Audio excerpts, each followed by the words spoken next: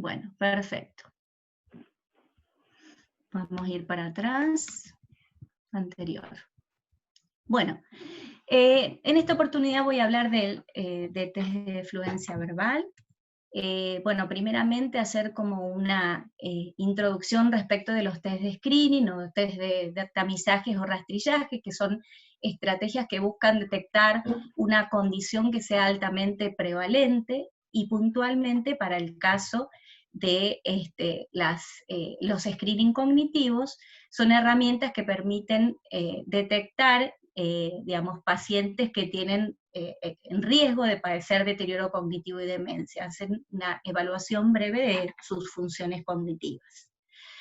Bueno, mi interés de trabajar con esta población y puntualmente de conocer los test de screening, básicamente se debe a estos cambios demográficos que todos conocemos, del envejecimiento poblacional, en donde, bueno, la población de adultos mayores va a aumentar crecientemente y la pirámide poblacional de alguna manera dejará de ser pirámide. Y otra de las cosas que quería comentarles era que esto es algo que me transmitieron a mí, que bueno, toda herramienta de screening debe cumplir con determinados criterios para poder ser considerado un screening. Primeramente, que la condición que nosotros buscamos encontrar que sea altamente prevalente, que lo es en este caso, el deterioro cognitivo y las demencias, que pueda ser detectable y tratable, que haya efectividad y eficacia en los test que utilizamos, que el tratamiento precoz sea beneficioso para el paciente, y que el daño de la intervención que nosotros hagamos debe ser menor al que el tratamiento en etapa sintomática, es decir, cuando ya está instalada la sintomatología del paciente. Puntualmente, el test de fluencia verbal es una herramienta de tamizaje para evaluar funciones cognitivas. En este caso, bueno, yo lo presento como un test de tarea única, pero es multidominio, ya que requiere de la intervención de varios dominios cognitivos para su realización. Es de fácil administración, no requiere de materiales complejos, solamente un papel y un lápiz o lapicera por parte de quien administra, y demanda muy poquitito tiempo. En cuanto a la fluencia verbal, sabemos que es la capacidad que tiene una persona de producir un habla de manera espontáneamente fluida, sin excesivas pausas ni fallas en la búsqueda de palabras. Las pruebas de fluencia verbal son utilizadas para evaluar la capacidad de almacenamiento semántico, la habilidad de recuperación de la información a través de la evocación y la indemnidad de las funciones ejecutivas.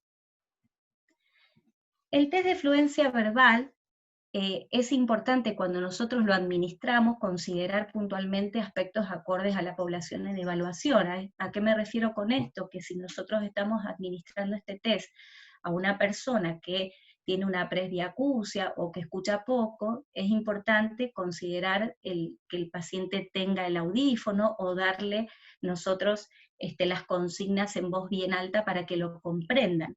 Tener en cuenta, como todo test de screening, que justamente es un test que debemos cotejar con, digamos, otras herramientas que vamos a tener, como una analítica del paciente, una imagen y sobre todo la historia clínica. Y por supuesto que es compatible con una consulta de atención primaria o una consulta, digamos, en consultorio, porque demanda muy poquitito tiempo y que no requiere entrenamiento para su administración.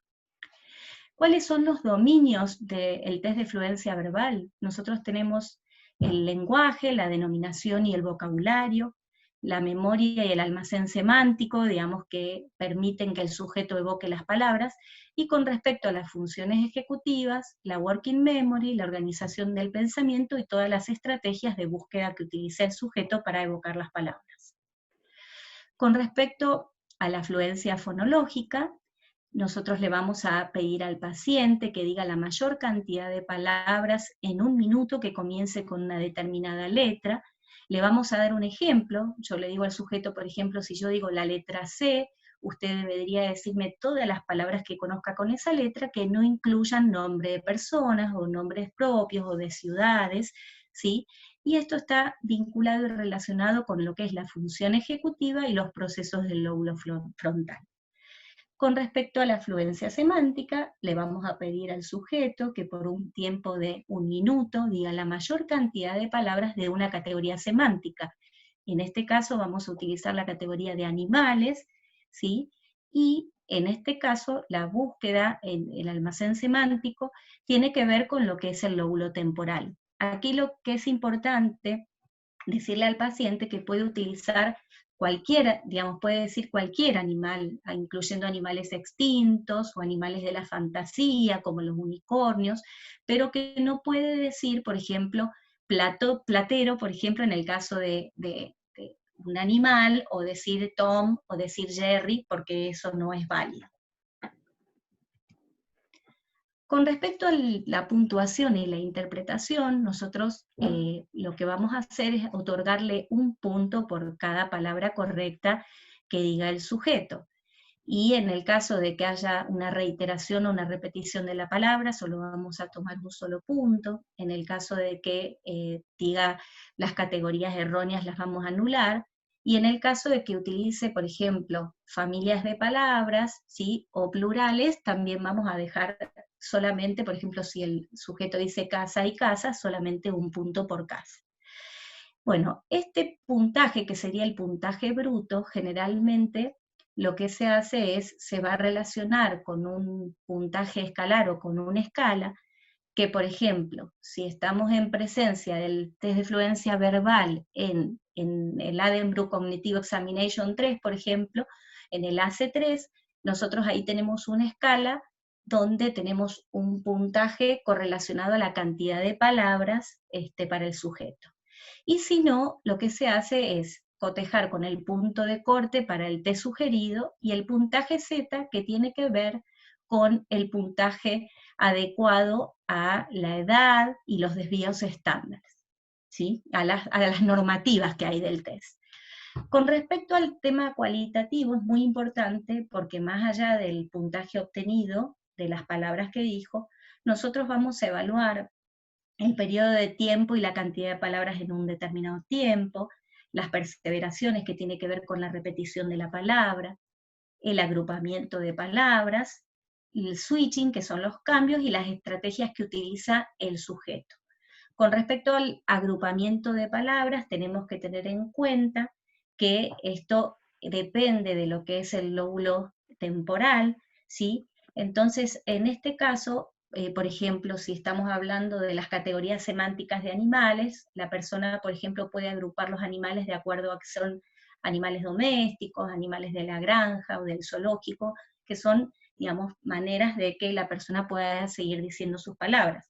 Y en cuanto al switching o cambios de estrategia de búsqueda, por ejemplo, es importante cuando el sujeto cambia de una categoría a otra, o por ejemplo en el caso de la fluencia fonológica, si la persona empezó a decir palabras con PA, repentinamente cambia a PE, por ejemplo, o a PL. De esa manera va buscando la mayor cantidad de palabras.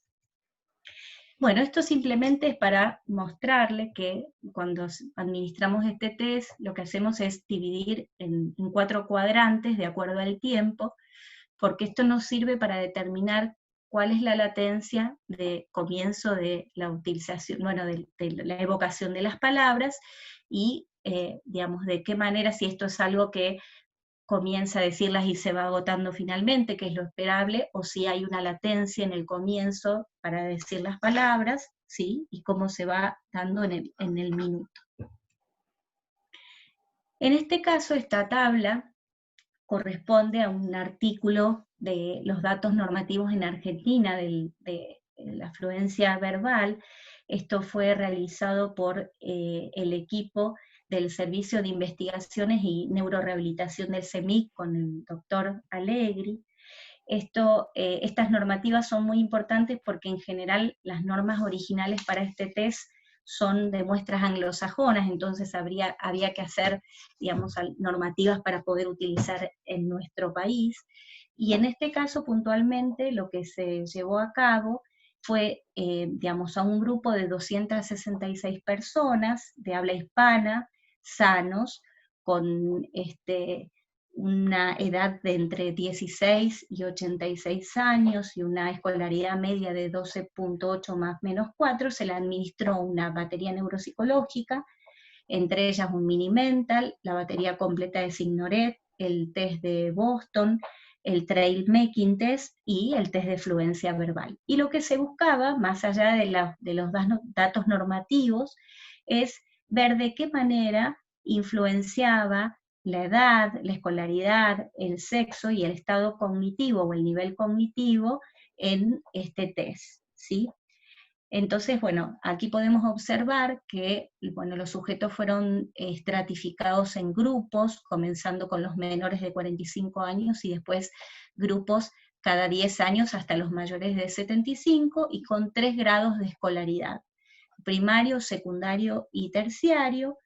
No se tomaron en cuenta o se excluyeron aquellos pacientes que tenían algún antecedente neuropsiquiátrico o de que estuviera con medicación psicofarmacológica que pudiera afectar de alguna manera su rendimiento cognitivo, y aquellos que eran iletrados e iletrados formales. Entonces, bueno, eran sujetos sanos, ¿sí? Que tenían un estado cognitivo que estaba bien, estaba adecuado, con una escala de deterioro global menor a 2. Bueno, y en este caso lo que se pudo observar, que aquellos pacientes, si ven en el cuadro, en esta tabla, en la parte superior derecha, ¿sí?